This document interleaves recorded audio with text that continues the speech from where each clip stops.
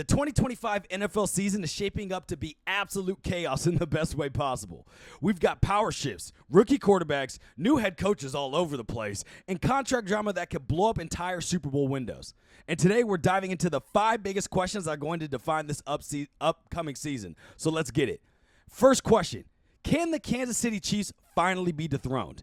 Let's be real, the Chiefs have run the AFC like a dictatorship for half a decade, but 2025 definitely feels different.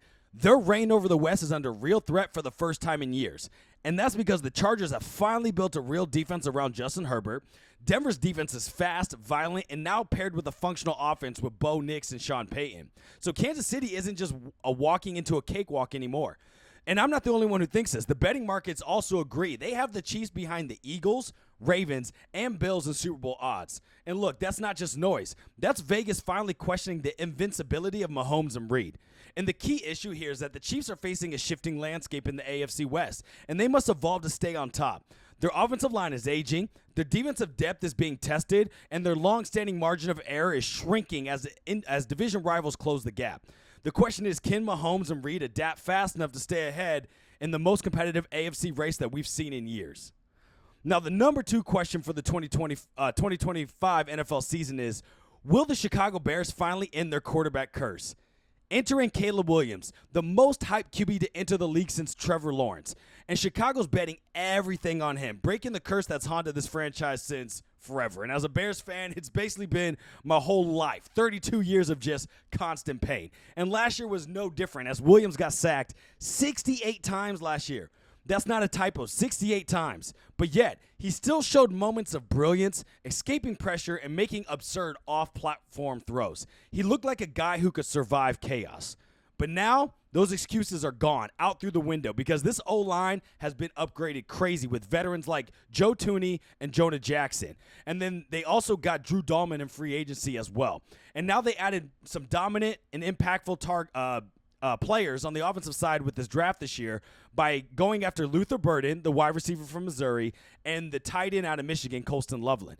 And most importantly, we can't forget this. It's probably the biggest thing of the offseason. They got Ben Johnson, the architect behind Jared Goff's rebirth. So if Caleb doesn't take the leap in year 2, this rebuild stalls, then it's going to be all on Caleb. But if he can click with Johnson the way Goff did in Detroit, the Bears might not just be relevant. They could be scary for years to come. Now, the third question on this list is, how will the unprecedented coaching carousel impact team performance? And what I mean by this is now, in this offseason, there are 13 new head coaches in the last 15 months. That's over 40% of the league flipping leadership. That is just crazy. Like I said, Ben Johnson to Chicago. You had Kellen Moore to New Orleans. Liam Cohen lands a job in Jacksonville. Pete Carroll unretiring and taking over in Vegas. Like, this is like a Madden simulation. I've never seen this many coaching changes in the past off seasons.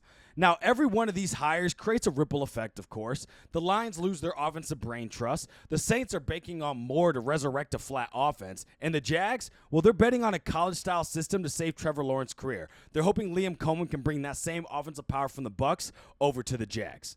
Now, these coaching swings aren't just about culture. They're about scheme, player development, and whether young quarterbacks can succeed or flame out. And this could define the league's hierarchy for the next 3 to 5 years. If you made it this far into the video, you the real MVP. For real, I appreciate you.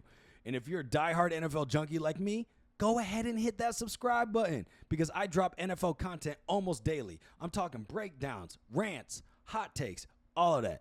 And if you're a Bears fan like me, well, first off, I am very, very, very sorry because we have been through it. But if you want to suffer together in style, then check out my Bears podcast with my guy Dave. It's called the BFR Podcast, which is short for Bears Film Room. And it is the #1 show for the fans, by the fans, where we have weekly episodes, live shows, special guests, and most importantly, we don't sugarcoat a thing. And if you want to keep up with me, get a little laugh, or even see me smile during Bears games, then make sure to follow me on IG, TikTok, and Twitter at itsfickybaby, which is ITSFICKYBABY. All right, enough of the plug, I get it. Let's get back to the episode. Number 4 question going into the 2025 NFL season is, which rookie quarterback will make an immediate impact? Now, we have to start with the number 1 pick overall, Cam Ward, and he went to Tennessee.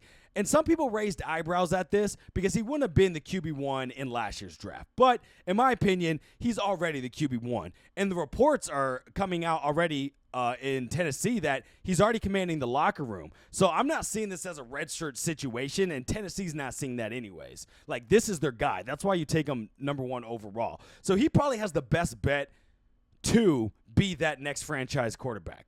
But then you have people like Shedeur Sanders, who went from a potential top 10 pick to falling all the way into round 5. And of course, unless you're hidden under a rock, everybody knows about that. But now he's in Cleveland. This is what makes it worse. Stuck in a battle with Kenny Pickett, Joe Flacco, Dylan Gabriel, and also Mr. Touchy Hands. I'm not even going to mention his name. But the point is that will he rise to the occasion, battling it off with those 4 quarterbacks? The Browns and their quarterback situation since they've gotten Touchy Hands has just been incredibly wrong in every single way. So that's definitely a storyline I'm looking out for. And then you go to Pittsburgh or you go to Seattle, and you look at 2 rookies that are most likely not going to start, but they have vets in front of them that could give them the opportunity if they flame out. For example, you have Will Howard in Pittsburgh, and he is behind Aaron Rodgers. And then you have Jalen Milroe in Seattle, who's behind Sam Darnold. All I'm saying is both really could end up starting if veterans ahead of them stumble early because, again, this is what have you done for me recently league, and teams are more invested in their younger rookie quarterbacks, so we can see what happens. So, like I said, rookie quarterback play changes everything. Just look at what C.J. Stroud did 2 years ago. Look at what Jane Daniels did last year. Really, it only takes one of these guys to pop, which can flip the whole script and projection of one of these NFL teams. But it will be interesting to see if any of these flop and is back to the drawing board for these franchises in next year's draft. Now, the final question of the 2025 NFL season is, will contract disputes derail championship aspirations? And what I mean by that is there's a lot of big names out there looking for big money. Let's start with Micah Parsons, who wants $40+ million a year. Then you have Trey Hendrickson on the Bengals, who's demanding a long-term deal and still hasn't got it. And then you also have T.J. Watt, who's also reportedly pushing for a new contract extension as he eyes a payday that matches his elite production. These are not just role players I'm mentioning. These are the top top 5, I'd say, edge players in the NFL looking for franchise-altering money. Now, Parsons may not be showing up in Dallas. Parsons not showing up in Dallas workouts would be a huge issue. Like, he is the heartbeat of that defense, and without him, they're just another NFC team with a good offense and really no bite on that side of the ball. Same with Hendrickson, man. He led the league in sacks last year, and still, he's not getting paid. And Cincinnati's already been under pressure this whole offseason, and they just gave up big money to T. Higgins and Jamar Chase on the offensive side of the ball. So we'll see how this plan plays out for them. And then T.J. Watt. I mean, come on, dog. This is future Hall of Famer. You got to pay him, but are the Steelers willing to do that, especially with their aging roster? Have one of the oldest rosters in the NFL. So we'll see how that works out. I mean, look, this is the modern NFL. Star players want their money, and they want it early. But with the hard salary caps and teams trying to balance massive quarterback contracts, somebody's going to lose, and it happens every year. So we need to see if these disputes last into the season, and let's see if it vanishes some of these teams' playoffs hopes. Okay, so much is riding on these 5 questions, whether it's dynasties ending, young stars rising, locker rooms unraveling over contracts, anything in between. And the 2025 season isn't just another year. It's a turning point. But I want to know what you think. Which team is under the most pressure? Who do you think breaks out this season? Is it Cam Ward being QB1? Does Caleb Williams pair with Ben Johnson break out? Or is it somebody else? Let me know in the comments. And also, make sure to like and subscribe and hit the notification bell so you don't miss out on other daily NFL videos. And as always, remember, stay sharp, stay dangerous, and I'm out. Peace.